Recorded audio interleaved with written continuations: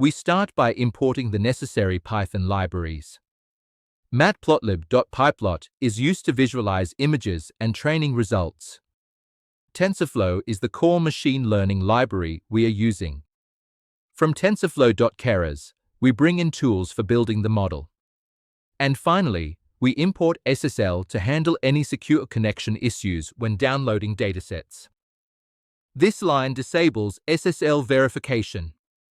It helps when your system blocks downloads due to certificate errors, especially useful in school or corporate networks. Now we load the CIFAR-10 dataset, which contains 60,000 color images divided into 10 different classes, such as airplanes, cats, and ships. TensorFlow splits this into training and validation sets for us. To make the training process more stable, we normalize the pixel values from a range of 0 to 255 to a scale of 0 to 1. When you normalize image pixel values from 0 to 255 to 0 to 1, you're helping your neural network learn faster, more accurately, and more stably. Most images we work with, like those in the CIFAR-10 dataset, have pixel values ranging from 0 to 255. These represent color intensity in red, green, and blue channels. But when we send these raw values into a neural network, it can actually make learning harder. Neural networks are sensitive to the scale of input data.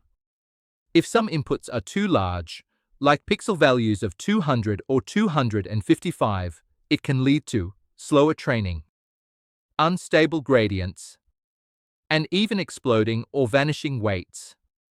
Activation functions like ReLU or sigmoid are designed to work best with small, consistent input ranges, ideally around 0 to 1.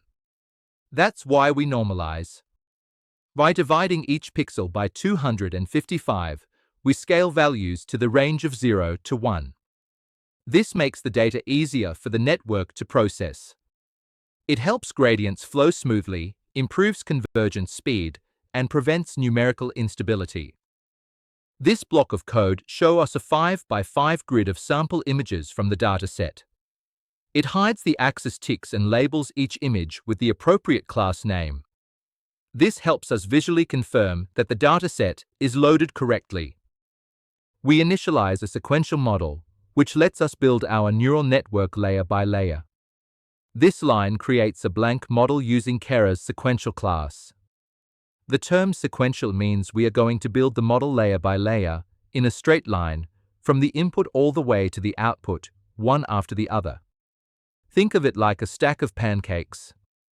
Each time we add a new layer to the model, it goes right on top of the previous one. This approach works best when every layer has exactly one input and one output, and the data flows through the layers in a single direction, without any branches or shortcuts. Once we've initialized the sequential model, we can start adding layers using model.add. For example, we can add a convolutional layer, followed by a pooling layer, then more convolution and dense layers. Each one is placed in the order we define. The sequential model is ideal for most beginner projects, especially when working with image classification tasks like this one using the CIFAR-10 dataset. It's simple, clear, and easy to understand. However, keep in mind that sequential is not suitable for models that need multiple inputs, multiple outputs, or custom layer connections. For that, we'd use the functional API instead. So, model equals models. Sequential is your first step in telling TensorFlow, hey, I want to build a deep learning model in a straightforward, linear fashion, layer by layer. And that's exactly what it helps us do. Here we build our convolutional layers. The first conv 2D layer uses 32 filters of size 3 by 3 to detect patterns in the image. Max pooling 2D reduces the image size to make the computation more efficient.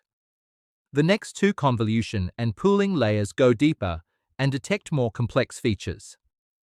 After the convolutions, we flatten the data into a 1D array using flatten, and then we use two dense layers. The first has 64 neurons with ReLU activation. The last layer has 10 neurons, one for each class. We don't use an activation here because we'll apply softmax later during evaluation. Now we compile the model.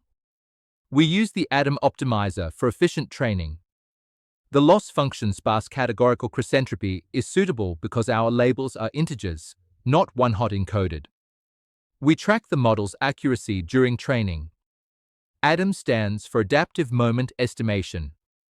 It's one of the most widely used optimization algorithms in deep learning, and for good reason. It's fast, efficient, and works well on a wide range of problems. You can think of an optimizer as the brain behind learning. It decides how the model updates its weights based on the errors it makes. The goal is to reduce the loss, or the difference between what the model predicts and the actual result, as quickly and accurately as possible. ADAM does this in a smart way. Unlike traditional gradient descent, which uses the same learning rate for all parameters, ADAM adapts the learning rate individually for each parameter. It uses two key ideas. First, it keeps track of the average of the past gradients, that's like momentum. Second, it keeps track of the average of the squared gradients, that helps control how big or small each update should be. This combination makes ADAM incredibly effective. It can handle noisy data, it converges quickly, and it doesn't require much tuning of hyperparameters like the learning rate. In fact, most of the time you can just set optimizer equals ADAM and get good results without doing anything extra. That's why ADAM is often the default choice in many deep learning libraries. It just works. So to sum it up, ADAM is fast, adaptive, and stable, exactly what we need when training complex models like convolutional neural networks. And that's why, in our model, we trust ADAM to guide the learning process efficiently from start to finish. Here we train the model for 10 epochs, meaning the model will go through the entire training dataset 10 times. We also pass in the validation data to monitor how well the model performs on unseen images. In machine learning, one of the most commonly used terms you'll hear during training is epoch. So, what exactly is an epoch? Simply put, an epoch is one complete pass through the entire training dataset by the learning algorithm. Imagine you're training a model to recognize objects in images. You have, say, 1,000 training images. When the model sees each of those 1,000 images once, that's considered one epoch. But here's the thing, one pass is usually not enough for a model to learn well. Just like humans, it often needs to see the data multiple times to really understand the patterns. So we repeat this process over and over, and each repeat is called an epoch. During each epoch, the model makes predictions, compares them with the actual answers, calculates the error or loss, and adjusts its internal weights to do better next time. This is the essence of learning in neural networks. Now you might be thinking, why not just use 100 epochs to be sure? Well, that's where balance comes in. Too few epochs, and the model might underfit, meaning it hasn't learned enough. Too many epochs, and it might overfit, meaning it has memorized the training data, but fails on new data.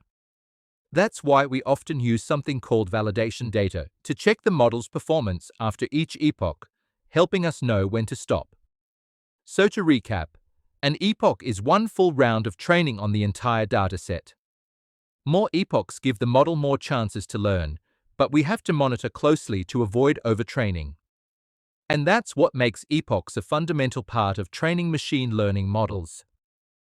Finally, we plot the training and validation accuracy over each epoch.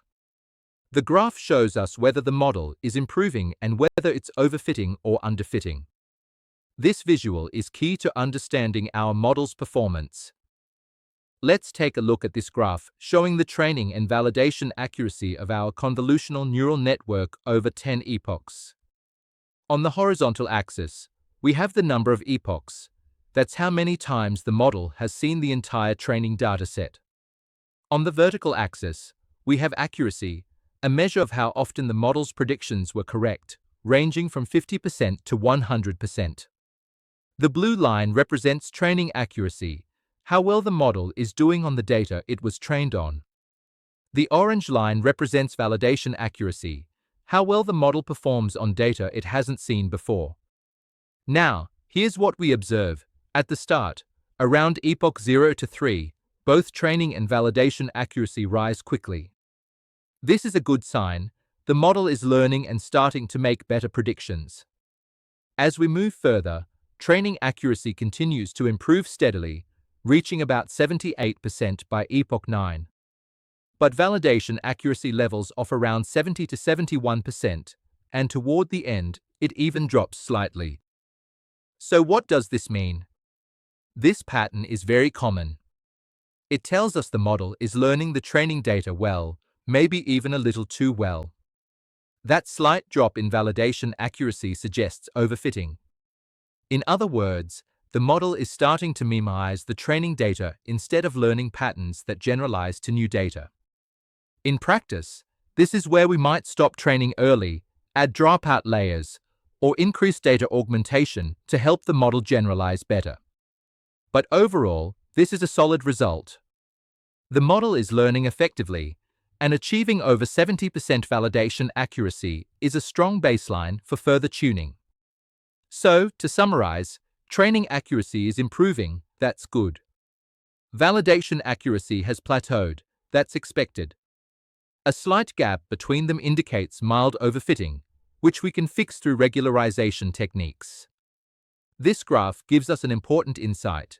The model is on the right track, and with a few adjustments, we can make it even better. And that's a complete walkthrough of the CNN model for classifying CIFAR-10 images. If you found this helpful, don't forget to like and subscribe. Feel free to drop your questions or suggestions in the comments below. Thanks for watching, and see you in the next tutorial.